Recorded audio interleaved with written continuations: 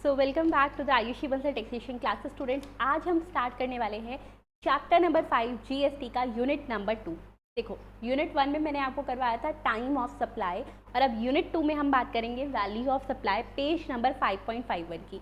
अब जैसे हर चैप्टर के नोट्स बना रहे हैं, इसमें भी नोट्स बनाएंगे, बिल्कुल बनाएंगे। बहुत ही ईजी चैप्टर है ये, बहुत ज़्यादा।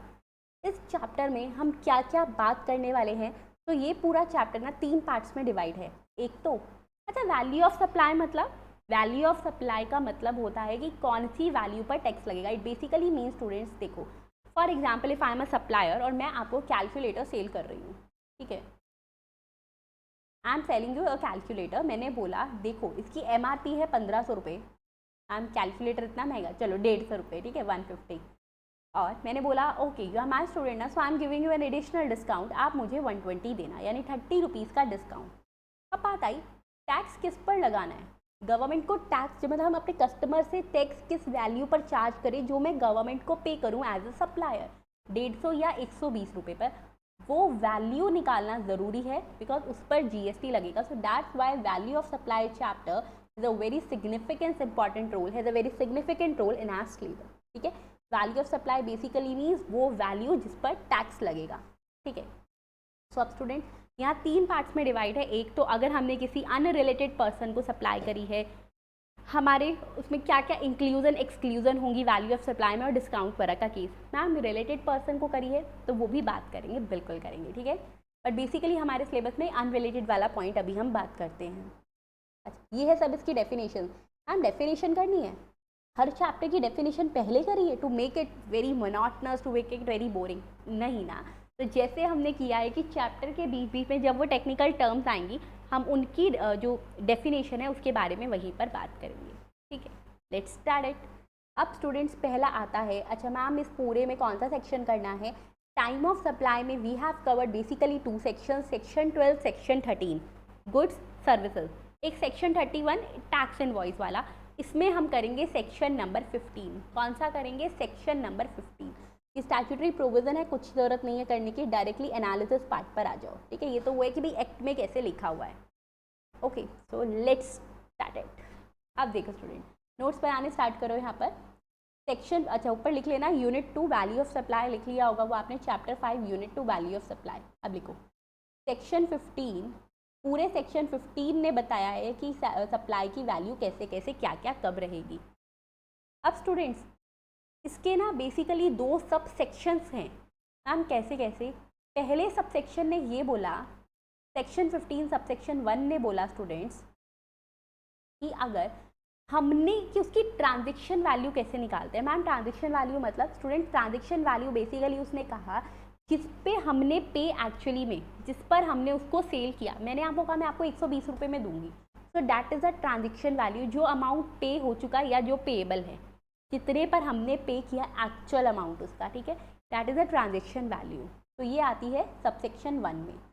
फिर आता है, अब उसमें से हो सकता है ना आपने मुझे बोला कि मैम 120 रुपये पर, बट आप अपनी टीम को बोल देना एम्प्लॉयज़ को कि मुझे अच्छी सी पैकेजिंग कर दे, मुझे किसी को गिफ्ट देना है, तो 10 रुपये पैकिंग चार्ज मैंने आपसे कलेक्ट किया।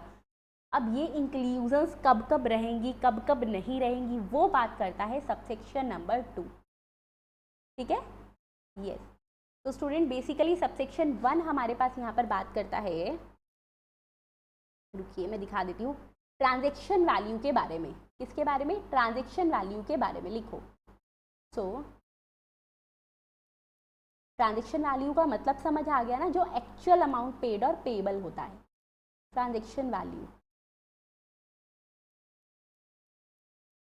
और ये क्या बातें करेगा, inclusion and exclusion on this transaction value, inclusions और एक्सक्लूजन। इंक्लूजन मतलब जो ऐड होगा, एक्सक्लूजन मतलब जो लेस होगा, ठीक है। इंक्लूजन्स और exclusions in transaction value, we can write TV, TV means transaction value, exam में टीवी लिखेंगे नहीं, ट्रांजेक्शन वैल्यू लिखेंगे।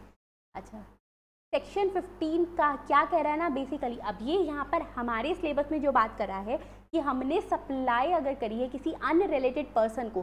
मैम अनरिलेटेड पर्सन मतलब वही स्टूडेंट जो चैप्टर 2 में लिखा था, क्या लिखा था, जैसे कि वो members of the same family नहीं होना चाहिए, उसका एक दूसरे के पार्टनर्स नहीं होने चाहिए, डायरेक्टर नहीं होने चाहिए, वो वाली सारी कैटेगरी, ठीक है।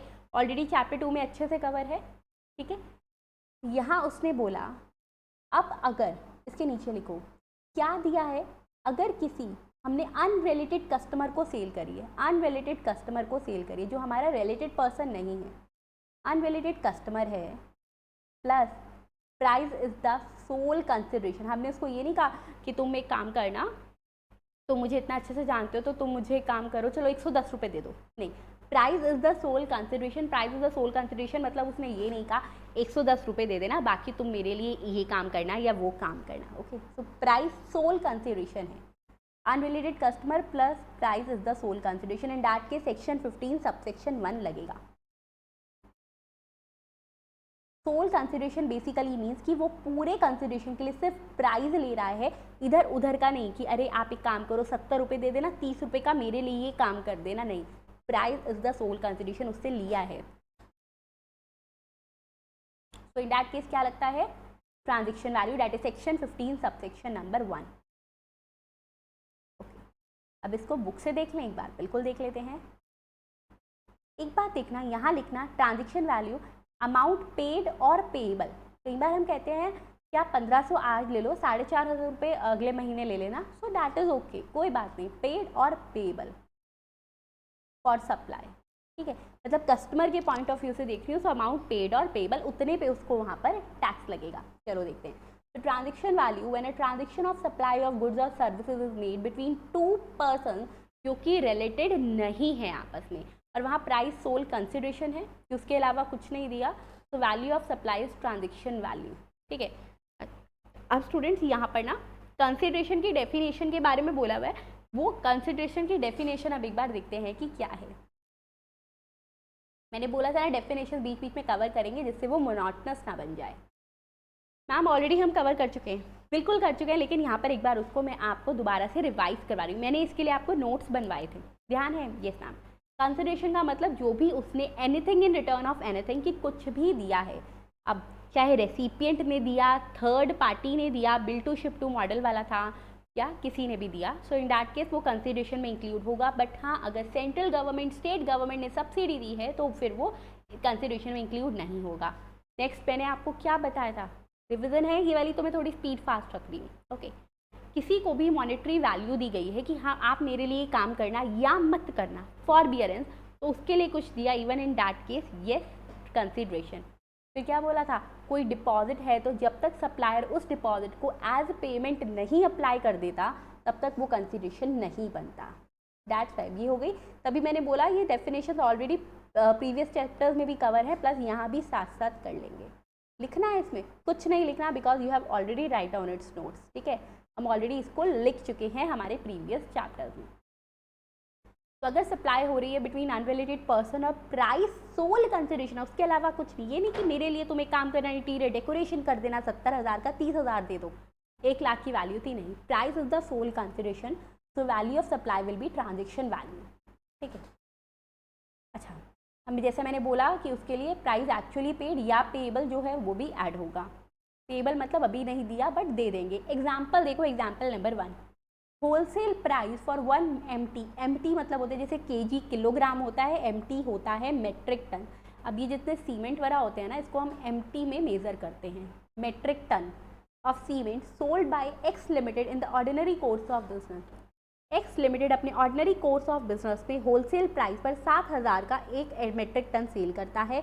यहाँ पर उसने किसी अनरिलेटेड कस्टमर को सेल करी, लेकिन कितने में, 6,700।